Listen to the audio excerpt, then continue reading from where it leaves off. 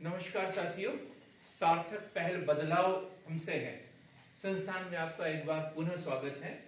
इससे पहले हम खिलजी वंश, गुलाम वंश पढ़ चुके हैं और हम दिल्ली सल्तनत की सीरीज के अंतर्गत हमारा आज का जो टॉपिक है वो है तुगलक वंश। तुगलक वंश हमने देखा कि खिलजी वंश का जो अंतिम शासक है मुबारक शाह खिलजी, जिसने की स्वयं अपने आप को खलीफा घोषित कर दिया था। दरबार में ये नग्न अवस्था में रहता, महिलाओं के कपड़े पहनता और दौड़ लगाता था। ये सारी बातें हमने खिलजी वंश के में पढ़ी थी। इसके बाद में देखा कि खुसरो शाह जिसने दिल्ली सल्तनत पर अधिकार कर लिया था, लेकिन उसका विरोध किया गया कि मुस्लिम खतरे में है, क्योंकि ये परिवर्तित मुसलमान था और इस्लाम खतरे में है, ये बातें की जा रही थी और उनका विरोध किया गया। और इसी बात का फायदा उठाकर तुगलक वंश की स्थापना की गई। गयासुद्दीन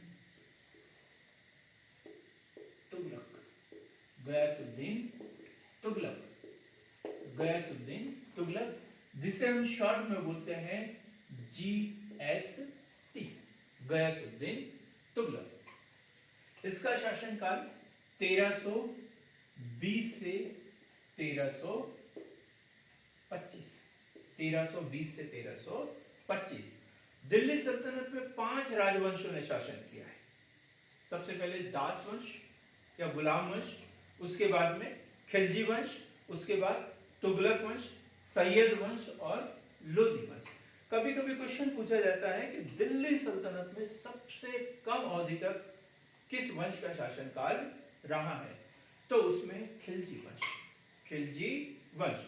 और सबसे लंबी अवधि तक किसने शासन किया है, तो वो है तुगलक वंश। दिल्ली सल्तनत में सबसे लंबी अवधि तक जो शासन किया है वो है तुगलक वंश।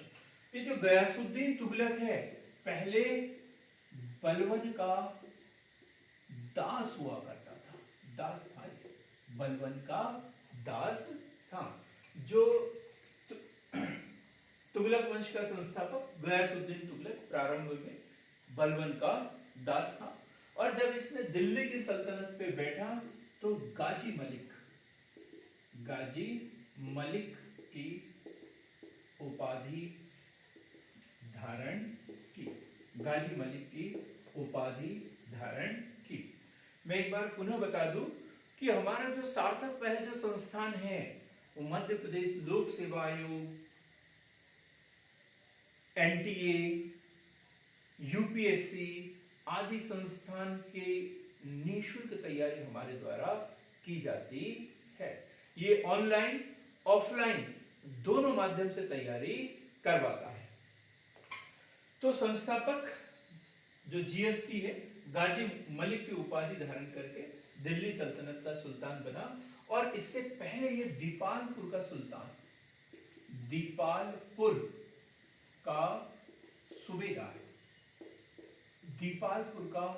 सूबेदार हुआ करता था। कहां का?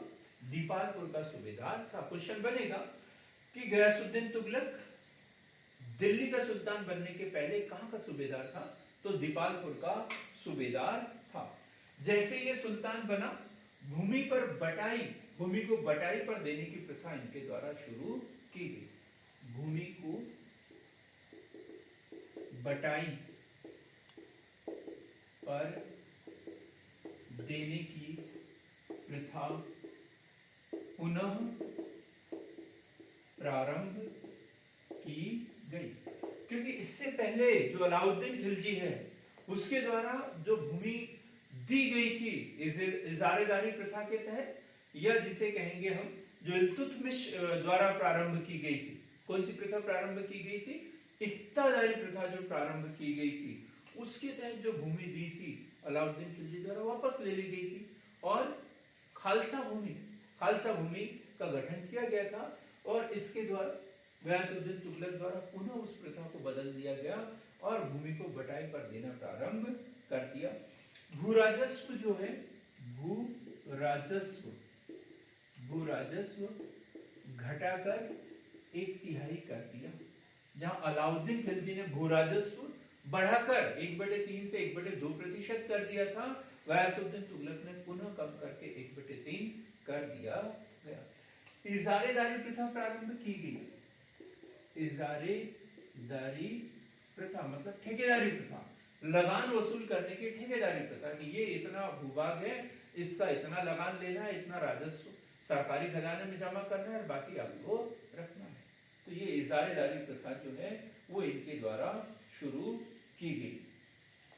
प्रथम शासक जिसने नहरों का निर्माण किया, प्रथम शासक जिसने नहरों का निर्माण किया, प्रथम शासक जिसने नहरों का निर्माण किया। हम इसके बाद में पढ़ेंगे कि फिरोज शाह तुगलक जिसने 300 शहर बसाए थे और सतलुज आदि नदियों के ऊपर उसने बड़ी बड़ी नहरों का निर्माण किया था। लेकिन यदि सीधे सा क्वेश्चन बने, दिल्ली सल्तनत का वो सुल्तान जिसने सर्वप्रथम नहरों का निर्माण किया, तो वो होगा गयासुद्दीन तुगलक। उसमें फिरोज शाह का नाम भी दिया रहेगा, लेकिन वहां हम फंस जाएंगे। उत्तर क्या होगा हमारा? गयासुद्दीन तुगलक। निजामुद्दीन औलिया कौन थे? सूफी संत जिसकी मजार अभी दिल्ली में है, निजामुद्दीन में है। सूफी संत निजामुद्दीन औलिया से इनका विवाद हुआ था। सूफी संत निजामुद्दीन औलिया से इनका विवाद हुआ था और इन्होंने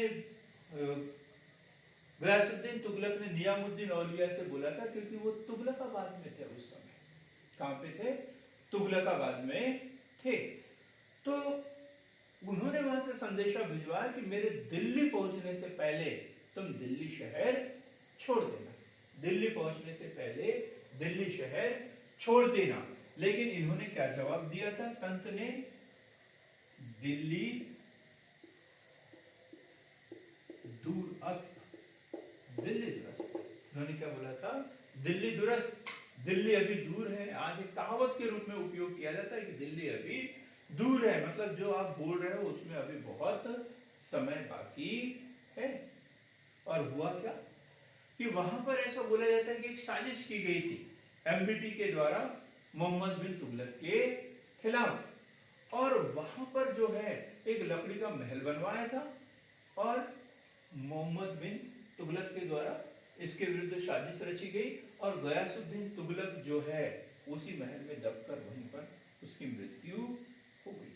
क्लियर हो गई बात है? एक वारंगल का शासक, वारंगल का शासक कौन? प्रताप रुद्र देव। प्रताप रुद्र देव को इसके द्वारा पराजित किया गया और तुगलकाबाद शहर बसाया गया। इनके समय की ये महत्वपूर्ण घटना है। किसको पढ़ा हमने? गयासुद्दीन तुगलक, जिन्होंने तुगलक वंश की स्थापना 1320 ईस्वी में की थी। प्रारंभ में बलवन का दास था और दीपालपुर का सूबेदार था। भू राजस्व घटाकर 1/3 कर दिया। भूमि को बटाई पर देना पुनः प्रारंभ कर दिया। इजारेदारी प्रथा प्रारंभ की गई। प्रथम सुल्तान जिसने नहरों का निर्माण किया। सूफी संत निजामुद्दीन औलिया से इनका विवाद हुआ और उन्होंने क्या कहा? दिल्ली दुरस्त। ठीक, इसके बाद हम पढ़ेंगे MBT, मोहम्मद बिन तुगलक। मोहम्मद बिन तुगलक, सोचो क्या घटनाएं हैं, किन किन इतिहासकारों की इनके विषय में क्या क्या राय है। ईसामी ने इनके विषय में क्या कहा, बदायूं ने इनके बारे में क्या कहा। तो MBT, मोहम्मद बिन तुगलक, MBT। जब भी हमारे आगे के वीडियो आएंगे और मोहम्मद बिन तुगलक का उल्लेख करता हूं मैं, तो MBT नाम लूंगा, समझ जाना कि मैं क्या बोलना चाहता हूं। MBT, मोहम्मद बिन तुगलक। क्या नाम मिलता है इनका? जौना खान। जौना खान मतलब दुनिया का खान, इनका एक अभिलेख है। कौन सा अभिलेख? राजमुंदरी अभिलेख। राजमुंदरी अभिलेख। राजमुंदरी अभिलेख। राजमुंदरी अभिलेख में जौना खान को दुनिया का खान कहा गया है, और इन्हीं के नाम के ऊपर जो है फिरोज शाह तुगलक एक शहर बसाता है, और उसका नाम क्या है? जौनपुर। शहर का नाम क्या है? जौनपुर। शहर का नाम जौनपुर। दिल्ली सल्तनत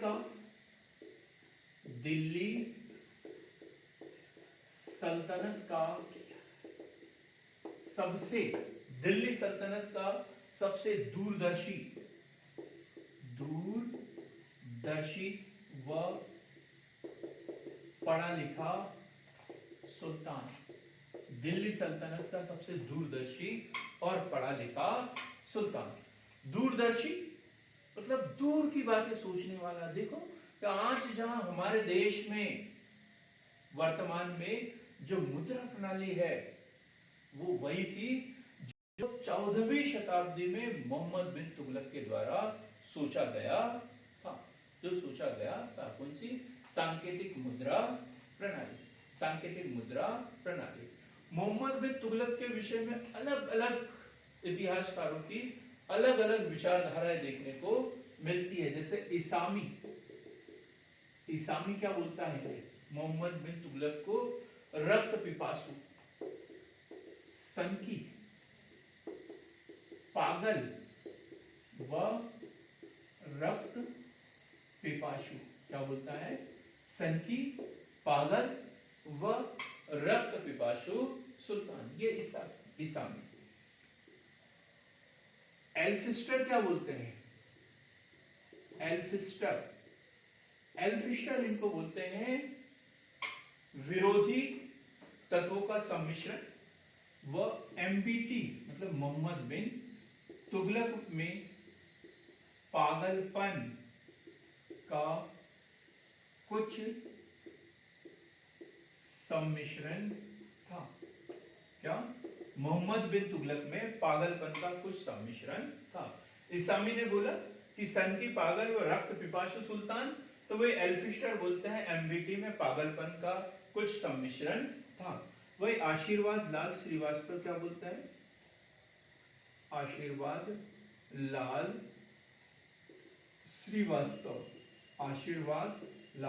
श्रीवास्तव बोलते हैं विरोधी तत्वों का सम्मिश्रण।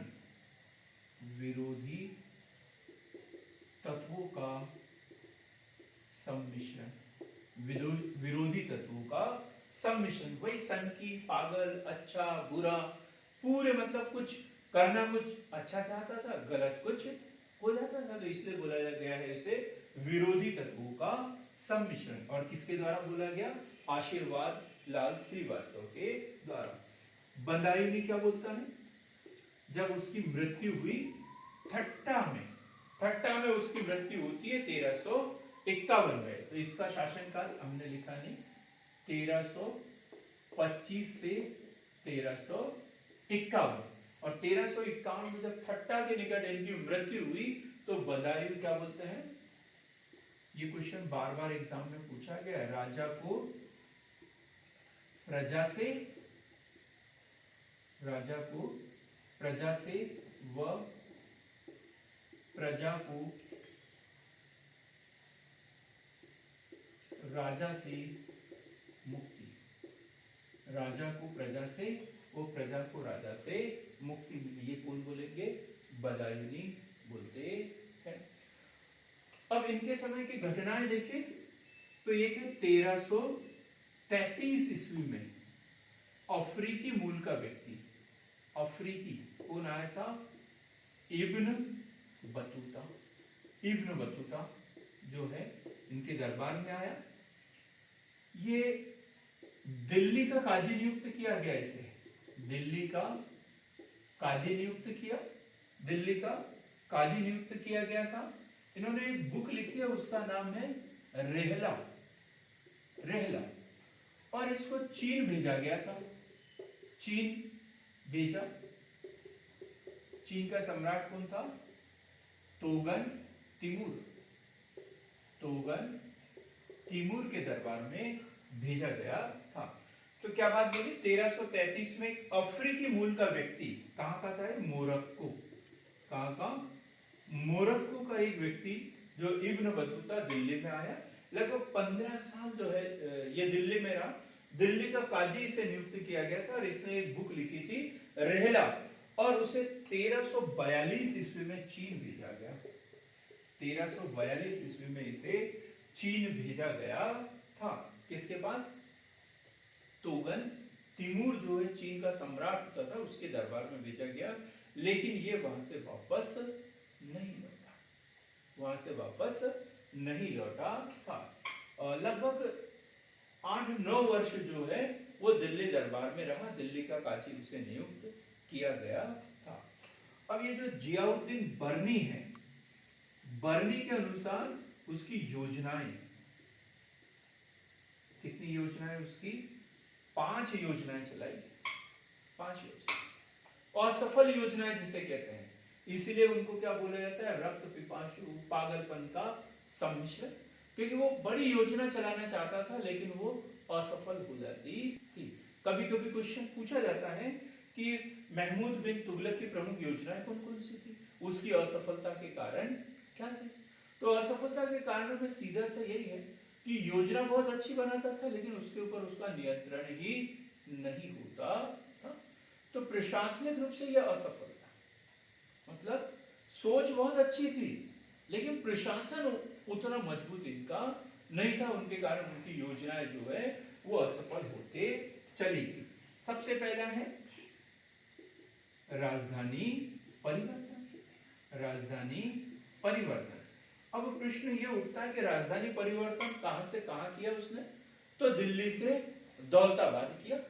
राजधानी परिवर्तन दिल्ली से दौलताबाद 1327 ईस्वी में, दिल्ली से दौलताबाद। अब कारण क्या होगा, ऐसी कोई राजधानी परिवर्तन तो नहीं कर सकता हूं, तो उसका कुछ ना कुछ कारण रहा होगा।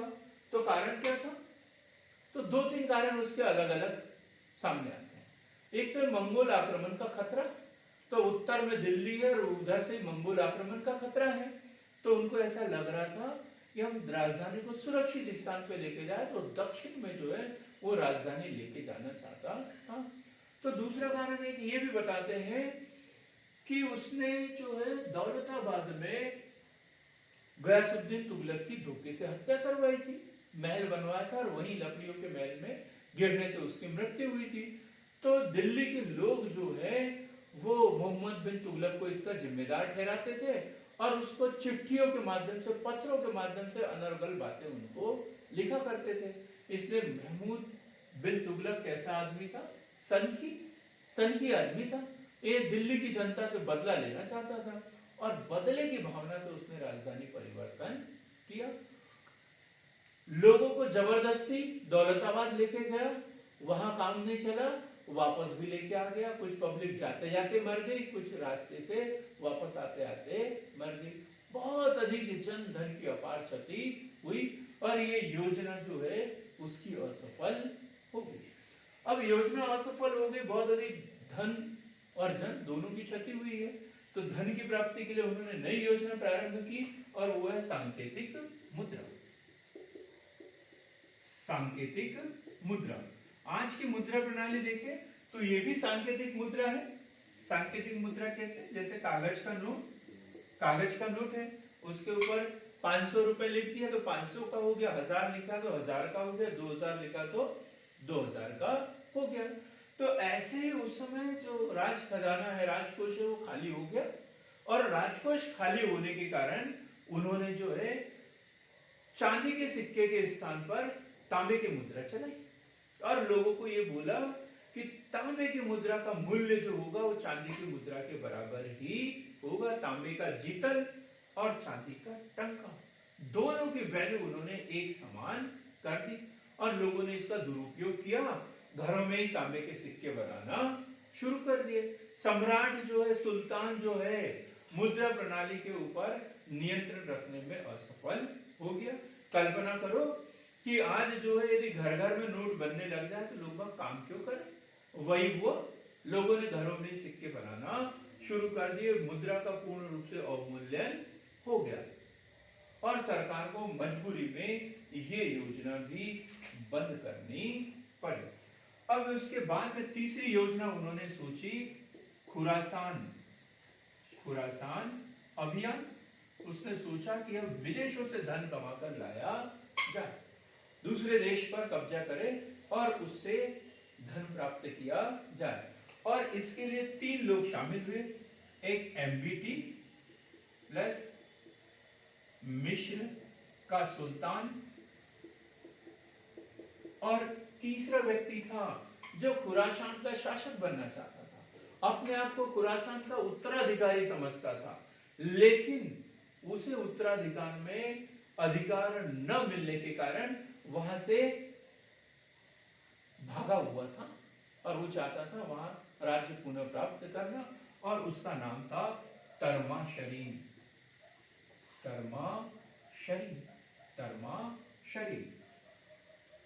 और मोहम्मद बिन तुगलक ने क्या किया, उसके लिए सेना चाहिए, तो उन्होंने 3,70,000 कितनी 3,70,000 सैनिकों की नियुक्ति 3,70,000 सैनिकों की नियुक्ति की। 1 वर्ष का जो वेतन है अग्रिम उनको दे दिया, 1 वर्ष का अग्रिम वेतन उन्हें दे दिया। लेकिन क्या हुआ, ये जो ट्रांसआक्सियाना क्षेत्र है जहां का शासक तर्माशरीन बनना चाहता था, वहां सत्ता परिवर्तन हुआ। मिस्र का सुल्तान जो है उसका दोस्त बन गया और इस तरीके से इनका संगठन टूट गया और इनकी ये जो योजना थी वो अधूरी रह गई। मतलब खुरासान अभियान प्रारंभ ही नहीं हो सका। और सोचो, उन्होंने 3,70,000 सैनिकों की नियुक्ति की थी, 1 वर्ष का वेतन उनको अग्रिम दे दिया था, तो राजकोष जो बचा कुचा था वो भी खाली हो गया और ये योजना भी उनकी असफल हो गई। अब उन्होंने सोचा कि भाई विदेशी अभियान हमारा असफल रहा तो आस पड़ोस के राज्यों को ही देख लेते हैं। तो उन्होंने एक प्लानिंग की, कराचिल अभियान।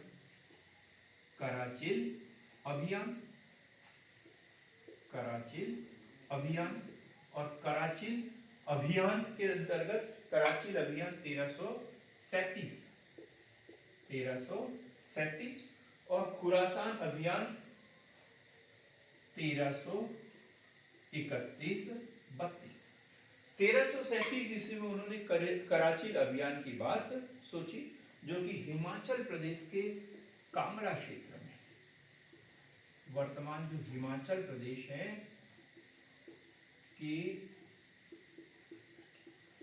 कांगड़ा क्षेत्र में विजय की बात उन्होंने की। लेकिन क्या बोलते हैं, सिर मुड़ाते ही बोले पढ़ना, और हुआ यही। इन्होंने बड़ी संख्या में सेना भेजी, पर्वतीय क्षेत्र, बहुत अधिक बारिश, ठंडी, वहां पे मच्छर, मलेरिया हो गया, कोई भी सैनिक वहां से वापस आ ही नहीं पाया, पूरी की पूरी सेना वहीं पे उसकी खत्म हो गई। ये बोला जाता है कि मात्र 3 सैनिक जो है वहां से जीवित वापस लौटे थे, और इस तरीके से ये योजना भी उनकी असफल हो गई। अब क्या किया जाए, राजधानी परिवर्तन में धन खत्म हो गया, सांकेतिक मुद्रा चलाई वो भी असफल हो गई, 2 युद्ध अभियान सोचे थे जिससे धन प्राप्त किया जाए वो भी असफल साबित हुए। तो अब क्या किया जाए, अब एक अंतिम उपाय उन्होंने सोचा, वो है दोआब में कर वृद्धि, और ये उनकी अंतिम योजना थी, दोआब में कर वृद्धि। उन्होंने सोचा कि जो गंगा ब्रह्मपुत्र का डेल्टा क्षेत्र है दोआब, अब इसमें करों में वृद्धि कर दी जाए, बड़ा उपजाऊ क्षेत्र है। लेकिन हुआ क्या कि उन्होंने करों में वृद्धि की, जो 1/3 था उसे 50% कर दिया। जो गयासुद्दीन तुगलक ने के बारे में पढ़ा कि उसने करों में कमी की थी, 1/3 कर दिया था, इन्होंने वापस बढ़ा दिया, 1/2 कर दिया। लेकिन उसी समय क्या हुआ, वहां अकाल पड़ गया, और अकाल पड़ने के कारण लोगों ने कर देना बंद कर दिया। इनके सैनिक जो है, जो उनको अग्रिम पैसा देकर नियुक्ति तो कर दिया था, लेकिन अब उनको पेमेंट देने के लिए सरकार के पास में खजाना खाली था। अब ये जैसे ही आदेश मिला दुआब में कर वृद्धि, सैनिकों को बोला कि जाओ कर वसूल करो। उन्होंने जबरदस्ती कर वसूली की। सुल्तान ने मना कर दिया, उसके बावजूद उन्होंने महिलाओं के शरीर से गहने तक के उतार लिए और इस तरीके से ये योजना उनकी भी असफल हो गई। अब क्या किया जाए, सारी योजनाएं खत्म, तो उन्होंने सोचा कि अब इनके लिए कुछ प्लानिंग की जाए किसानों के लिए। तो एक प्लानिंग की उन्होंने तकाबी ऋण, और दूसरी प्लानिंग थी उनकी क्या, आरिफ, एक कृषि विभाग गठित किया था, दीवान ए अमीर कोही, दीवान ए अमीर कोही। तो दीवान ए अमीर कोही एक कृषि विभाग गठित किया, किसानों की गिनती की और उनके लिए तकाबी ऋण, मतलब किसानों को ऋण देना शुरू किया। जैसे अभी देते हैं केसीसी, किसान क्रेडिट कार्ड, सहकारी समिति के माध्यम से किसानों को ऋण भी मिलता है, खाद बीज सब उपलब्ध कराया जाता है। तो वैसे ही उन्होंने किसानों के लिए तकाबी ऋण देने की योजना बनाई। क्लियर है यहाँ तक कि उनके समय में 1333 में अफ्रीकी यात्री इब्न बतूता आया था। बर्मी के अनुसार उन्होंने 5 योजनाएं लागू की और पांचों की पांचों जो योजनाएं हैं उनकी असफल साबित हुई। सबसे पहले उन्होंने राजधानी परिवर्तन किया, दिल्ली से दौलताबाद, फिर सांकेतिक मुद्रा चलाई, तांबे के सिक्के, चांदी की सिक्कों के बराबर मूल्य के, खुरासान अभियान जो एमपीटी, मिस्र का सुल्तान और तर्माशरीन के सहयोग से प्रारंभ की गई थी। 3,70,000 सैनिकों की नियुक्ति की, उनको 1 वर्ष का अग्रिम वेतन दिया था। फिर कराची अभियान पड़ा 1337 हिमाचल प्रदेश के कांगड़ा क्षेत्र में, लेकिन बहुत अधिक बारिश, भूस्खलन, महामारी, एक भी सैनिक, मतलब पूरी सेना वहीं पे खत्म, मात्र 3 सैनिक वहां से वापस लौटे थे। फिर दोआब में कर वृद्धि और उसी समय वहां पर अकाल पड़ना, और इनसे निपटने के लिए उन्होंने दीवान अमीर कोही नामक अलग विभाग गठित किया और उन्होंने तकाबी ऋण देने की योजना बनाई। क्लियर यहाँ तक? अब देखो कि इतने सारे अस्त व्यस्त जहां का शासन होगा तो वहां पे पब्लिक तो परेशान होगी। तो ये बोला जाता है कि सबसे अधिक विद्रोह जो हुए हैं, सल्तनत काल के सबसे अधिक विद्रोह जो हुए हैं वो एमपीटी के शासन काल में हुए हैं। 34 विद्रोह इसके शासन काल में हुए हैं। कितने? 34 विद्रोह इसके शासन काल में हुए हैं और उसमें से 27 विद्रोह जो है वो दक्षिण में हुए हैं। 27 विद्रोह जो है वो दक्षिण में हुए हैं। 2 बातें और कि 2 साम्राज्य इसके शासनकाल में बने हैं, एक विजयनगर और दूसरा है बहमनी साम्राज्य। बहमनी साम्राज्य जो इससे पहले के 2 हमारे वीडियो हुए हैं वो इसी से संबंधित है। एक है विजयनगर साम्राज्य और दूसरा है बहमनी साम्राज्य। विजयनगर साम्राज्य की स्थापना 1336 में हरिहर तथा बुक्काराय के द्वारा की गई थी। तो वही बहमनी साम्राज्य की स्थापना 1347 ईस्वी में हसन गंगू या अलाउद्दीन बहमन शाह के द्वारा की गई थी। ये दोनों वीडियो जो है हमारे अवश्य देखें और विजयनगर साम्राज्य और बहमनी साम्राज्य की पूरी जानकारी A to Z हमने इन वीडियो के माध्यम से दी है। एक और बात, यदि हम मोहम्मद बिन तुगलक के बारे में देखें तो हिंदुओं के त्योहार में भाग लेने वाला सुल्तान, हिंदुओं के त्योहारों में भाग लेता था। और वो भी कौन सा त्योहार? होली। कौन सा त्योहार? होली इसका पसंदीदा त्योहार था। होली इसका पसंदीदा त्योहार था। और इन सब बातों को करते हुए, नई नई योजना बनाते हुए 1351 ईस्वी में ठट्टा के निकट उसकी मृत्यु हो गई। और हमारे बदायूनी महोदय क्या बोलते हैं इनके विषय में? राजा को प्रजा से और प्रजा को राजा से मुक्ति मिलती है। आगे हम तुगलक वंश का एक अंतिम सुल्तान के विषय में पढ़ेंगे जिसका नाम है FST। फिरोज शाह तुगलक, फिरोज शाह तुगलक, जो कि मोहम्मद बिन तुगलक का चचेरा भाई था। हिंदू माता से उसका जन्म हुआ था। 300 से अधिक शहरों का बसाया था उसने, 300 से अधिक शहरों को उसके द्वारा बसाया गया। ब्रह्मपुत्र सतलुज आदि नदियों पर नहरें इसके द्वारा बनाई गई। FST, फिरोज शाह तुगलक 1351 ईस्वी में एमबीटी की मृत्यु हुई और उसी के साथ में ये शासक बना और इसका शासनकाल है 1388 ईस्वी तक, 1388 ईस्वी तक। कौन था ये? एमबीटी का चचेरा भाई, एमबीटी का चचेरा भाई, राजपूत मां का बेटा, राजपूत मां का बेटा। इनकी माता का नाम था बीबी जैला, बीबी जैला का ये बेटा था, बीबी जैला, राजपूत मां का बेटा। दिल्ली सल्तनत का पहला सुल्तान जो राजपूत मां का बेटा था। एल्फिस्टन, एल्फिस्टन इसे क्या बोलते हैं? अंग्रेजी इतिहास का एल्फिस्टन ने इसे बोला है, एल्फिस्टन द्वारा इसे बोला गया है पूर्व अकबर। क्या बोला है इसे? पूर्व अकबर। एक और शब्द का इस्तेमाल किया जाएगा, पूर्व सिकंदर लोधी, पूर्व सिकंदर लोधी व पूर्व औरंगजेब।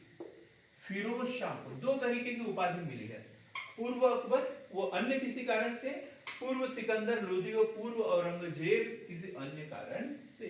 पूर्व अकबर उसे उसके जन कल्याणकारी कार्यों के कारण कहा गया है, तो वही पूर्व सिकंदर लोधी और पूर्व औरंगजेब उसके बहुत अधिक धर्मांध होने के कारण भी कहा गया है। उलेमा वर्ग के कहने पर, उलेमा वर्ग के कहने पर सुल्तान बना, क्योंकि ये मोहम्मद बिन तुगलक का भाई था, लेकिन उलेमा वर्ग के कहने पर ये खुद ही सुल्तान बना। अब जब उलेमा वर्ग के कहने पर सुल्तान बना है तो उनके कहे अनुसार ही इसे शासन करना पड़ेगा, सीधी सी बात है। तो 23 प्रकार के कर जो है, 23 प्रकार के कर समाप्त कर दिए गए और 4 प्रकार के जो मुख्य कर थे वो भर चलने दिए। जजिया, जकात, खम्स व खराज, ये 4 जो कर है ये भर चलने दिए। ये जो मुख्य कर हुआ करते थे उनको चलने दिए और अन्य जो 23 प्रकार के कर थे वो पूरे समाप्त इसके द्वारा कर दिए गए। जजिया गैर मुस्लिमों पर लगने वाला धार्मिक कर, जकात मुस्लिमों पर लगने वाला धार्मिक कर, खम्स युद्ध में लूटे हुए धन पर लगने वाला टैक्स और खराज भूमि कर। खराज का मतलब होता है लगान या भूमि कर। ये सब कर 4 कर रहने दिए, बाकी जो विभिन्न प्रकार के 23 कर थे वो समाप्त कर दिए गए।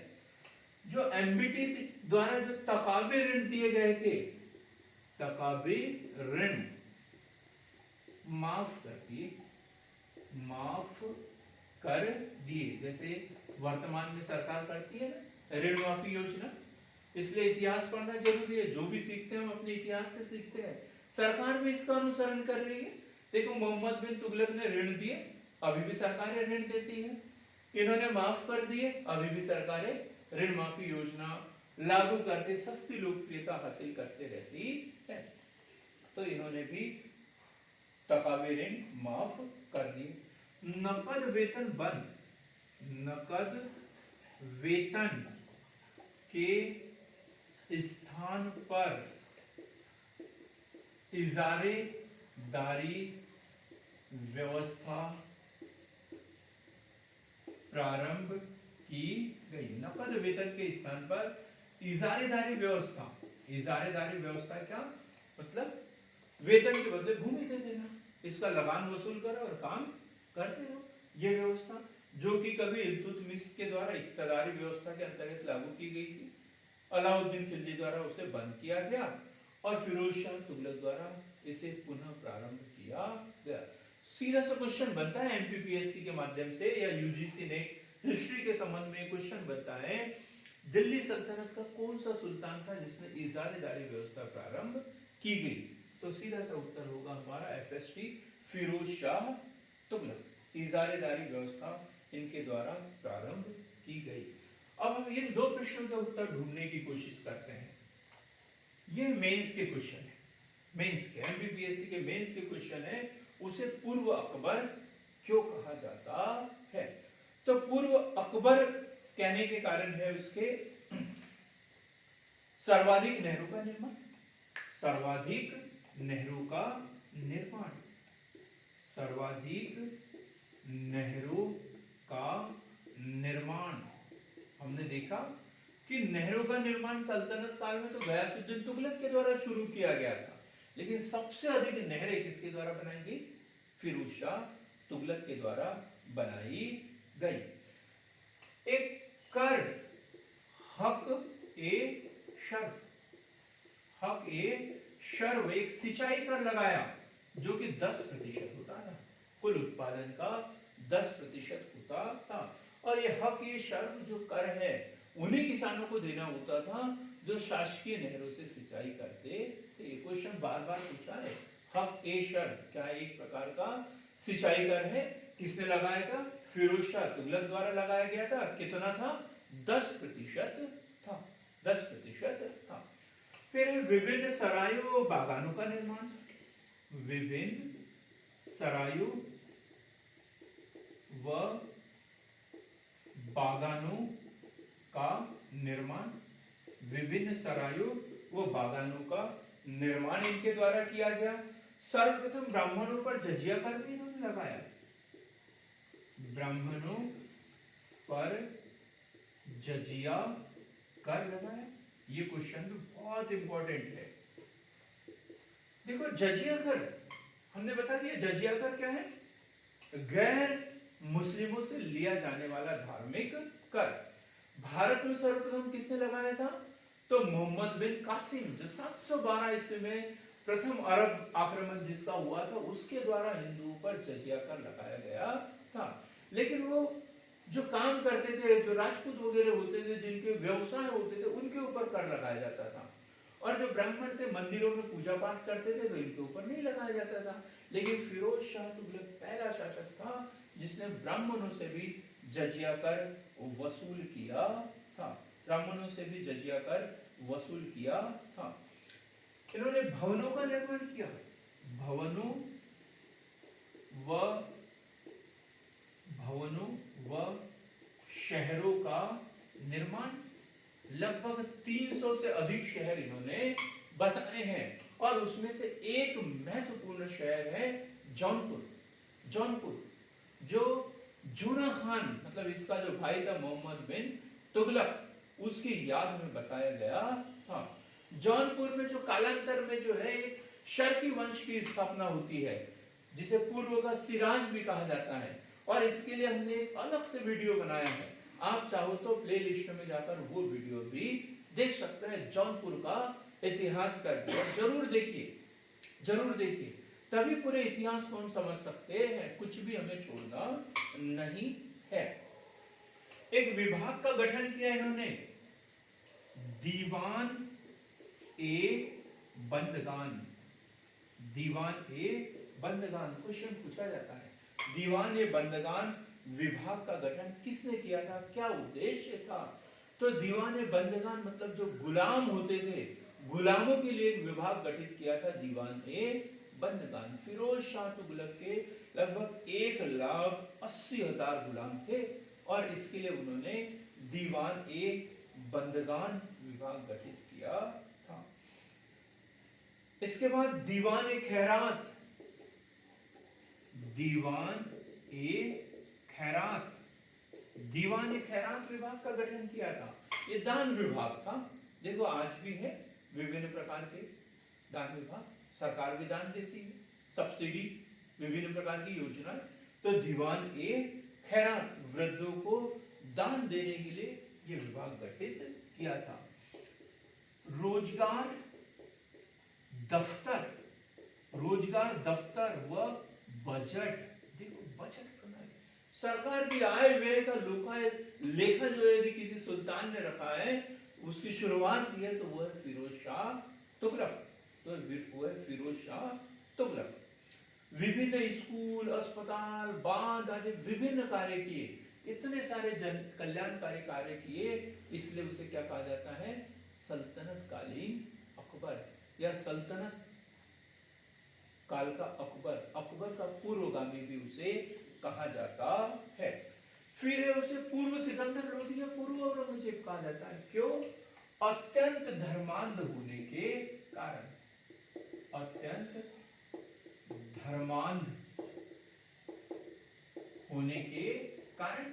इसमें ये कारण तो हमने ये भी लिखा है कि ब्राह्मणों के ऊपर उसके द्वारा जजिया कर लगाया गया था, ब्राह्मणों के ऊपर उसके द्वारा जजिया कर लगाया गया था। जगन्नाथ मंदिर को उसके द्वारा हानि पहुंचाई गई, जगन्नाथ मंदिर को हानि पहुंचाई गई, जगन्नाथ मंदिर को हानि पहुंचाई।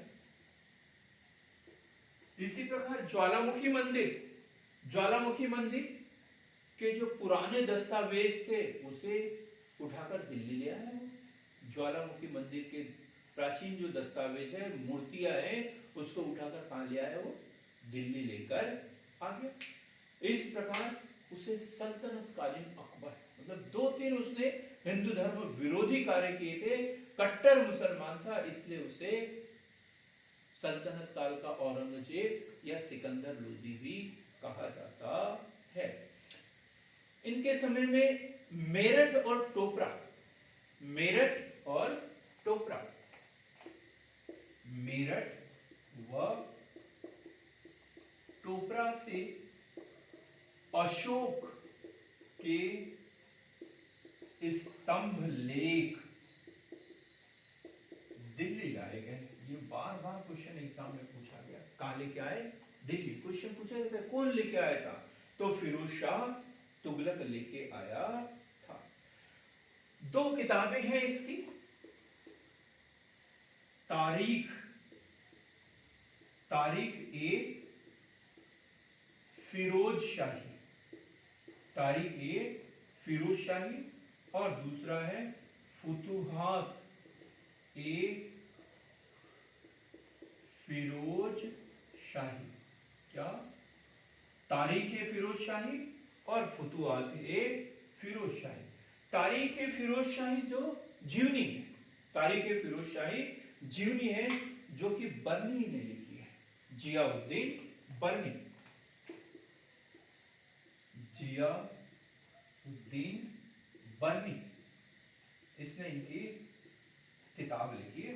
इसमें कुछ मोहम्मद बिन तुगलक का भी उल्लेख मिलता है, उसकी योजनाएं जो है उसका उल्लेख मिलता है, और तो वही फुतुहात फिरोज शाही है, ये आत्मकथा है, आत्मकथा है। इसका मतलब इसको किसने लिखा है, फिरोज शाह तुगलक ने लिखा है, फिरोज शाह तुगलक ने लिखा है। क्लियर हो गया? 2 रचनाएं उनके समय की, तारीख ए फिरोज शाही और फुतुहात ए फिरोज शाही। बड़ा कंफ्यूज हो जाते हैं कि ये किसने लिखा है। एक बात कि ये सल्तनत काल का सबसे कमजोर शासक भी माना जाता है, सल्तनत काल का सबसे कमजोर शासक। क्यों? क्योंकि हमने पढ़ा कि उलेमा वर्ग के कहने पर ये सुल्तान बना था, तो उन्हीं की इच्छाओं के अनुसार ही शासन करता था। एक तो ये बात हो गई। दूसरा, भ्रष्टाचार इनके शासनकाल में चरम पर था। एक बड़ा अच्छा क्वेश्चन पूछा जाता है कि अपनी आत्मकथा में भी स्वीकार किया है उसने कि एक घोड़े को पास करने के लिए उसने राजकोष से 1 रुपए दिया था उसे, और बोला था कि रिश्वत देके अपना घोड़ा पास करा ले। तो ये जो कथन है, ये जो व्यंग दिया जाता है, फिरोज शाह के ऊपर ही दिया जाता है। गोमती नदी के किनारे लखनऊ में उन्होंने एक शहर बसाया था। कौन सा शहर था? जौनाबाद या जौनपुर। और बाद में वहां पर एक साम्राज्य की स्थापना होगी और इसके लिए आपको अलग से एक वीडियो देखना पड़ेगा। अब हम थोड़ी सी चर्चा कर लेते हैं फिरोज शाह तुगलक के उत्तराधिकारियों की। फिरोज शाह तुगलक के उत्तराधिकारियों की हम चर्चा करते हैं। तो इनका जो उत्तराधिकारी है वो है गयासुद्दीन तुगलक द्वितीय। गयासुद्दीन तुगलक द्वितीय, गयासुद्दीन तुगलक द्वितीय। और ये एफएसटी का पौत्र था, एफएसटी का पौत्र था। और इससे जो थे, जो सरदार थे, जो अमीर वर्ग थे, वो असंतुष्ट थे और इस कारण इनकी मृत्यु हो गई, हत्या कर दी गई। इसके बाद में अबू बकर, इसके बाद में अबू बकर सुल्तान बनेगा। ये जीएसटी का चचेरा भाई, जीएसटी का चचेरा भाई। और ये कौन था? पौत्र। पहले देखो कम उम्र का, बाद में अधिक उम्र का। अब जब पौत्र बचा ही नहीं तो अब क्या करें? उसी के परिवार के किसी को तो सुल्तान बनना पड़ेगा। तो जीएसटी के चचेरे भाई को सुल्तान बनाए, लेकिन जनता द्वारा अपदस्थ, जनता द्वारा अपदस्थ, योग्य नहीं, इसलिए जनता द्वारा ही उसे अपदस्थ कर दिया गया। पहले वाले को अमीर वर्ग ने, जिसे फिरोज शाह तुगलक द्वारा अपने सिर पर बैठाल के रखा था, उन्होंने उसके पौत्र को अपदस्थ कर दिया। और जब उसके भाई को बनाया तो उसे जनता द्वारा अपदस्थ कर दिया गया। तो उसके बाद में बना है मोहम्मद शाह तुगलक।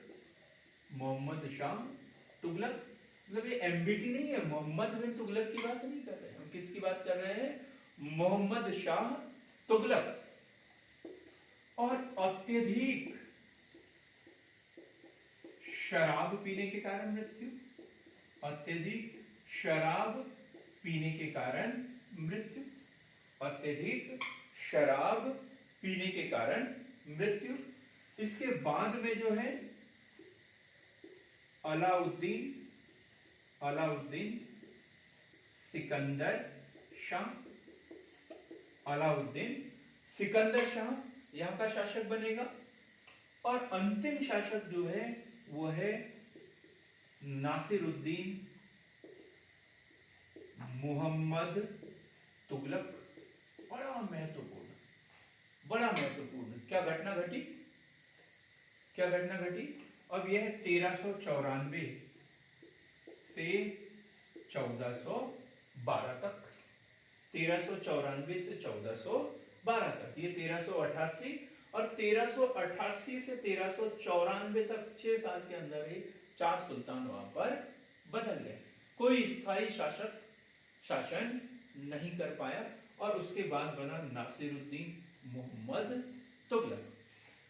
इसको बोला जाता है गगन के स्वामी तक शासन। ये क्वेश्चन भी एग्जाम में पूछा जाता है, गगन के स्वामी का शासन। मतलब जो गगन का स्वामी जो है वो शासन जो है संक्षिप्त दिल्ली के आसपास के क्षेत्र तक ही रह गया। दिल्ली सल्तनत के ढेर सारे, जैसे विजयनगर अलग, जौनपुर अलग, बहमनी साम्राज्य अलग, तो दिल्ली का जो सुल्तान का जो शासन है वो दिल्ली तक ही सीमित रह गया। इसलिए क्या बोला है? गगन के स्वामी का शासन। दिल्ली से पालम तक, पालम क्या है? दिल्ली का अंतरराष्ट्रीय हवाई अड्डा, तो वही के वही कभी दिल्ली से पालम तक का इसका शासन रहा है। अंतिम शासक भी था इस वंश का। और उसके समय की महत्वपूर्ण घटना 1398 में तैमूर का आक्रमण। हर एग्जाम में ये क्वेश्चन पूछा जाता है, तैमूर का आक्रमण कब हुआ था? 1398 में। दिल्ली में किस वंश का शासन? तुगलक वंश का शासन। कौन सा सुल्तान? नासिरुद्दीन मोहम्मद तुगलक। नासिरुद्दीन मोहम्मद तुगलक। अब मोहम्मद तुगलक और तैमूर जो है दिल्ली में 15 दिन रहा, कत्लेआम किया, जो भी मिला उसको काट डाला, मार दिया उसको, महिलाओं की इज्जत लूटी गई, बच्चों को जिंदा जला दिया गया। अब ऐसे में मोहम्मद बिन तुगलक रहेगा वहां पे? रहता तो क्या वो रह पाता? बिल्कुल भी नहीं। तो वो दिल्ली छोड़कर वहां से भाग गया, दिल्ली छोड़कर भाग गया। और जो खिज्र खान था जिसने तैमूर लंग को बुलाया था, जब हम सैयद वंश पढ़ते हैं उसमें इसके बारे में डिटेल में पढ़ा हुआ है, वो वीडियो भी हमारा अवश्य देखें सैयद वंश का। तो जो सैयद वंश की स्थापना करेगा खिज्र खान, उसने तैमूर लंग को बुलाया था। जब तैमूर लंग वापस गया तो उसे दिल्ली, लाहौर, दिल्ली, लाहौर, गोपाल, दीपालपुर आदि की सूबेदारी इसको सौंप दी और वो चला गया। तो इसी के साथ ही जो है तुगलक वंश का पतन हो गया और दिल्ली पर एक नया वंश शासन करेगा, सल्तनत कालीन सैयद वंश। चलो मिलते हैं हम एक और ऐसे ही अच्छे वीडियो के साथ में। तो तब तक के लिए इस वीडियो को अवश्य देखें, लाइक शेयर सब्सक्राइब करें और हमारी जो सार्थक पहल है इसका अधिक से अधिक लाभ उठाकर उसे सार्थक बनाने की कृपा करें। बहुत बहुत धन्यवाद।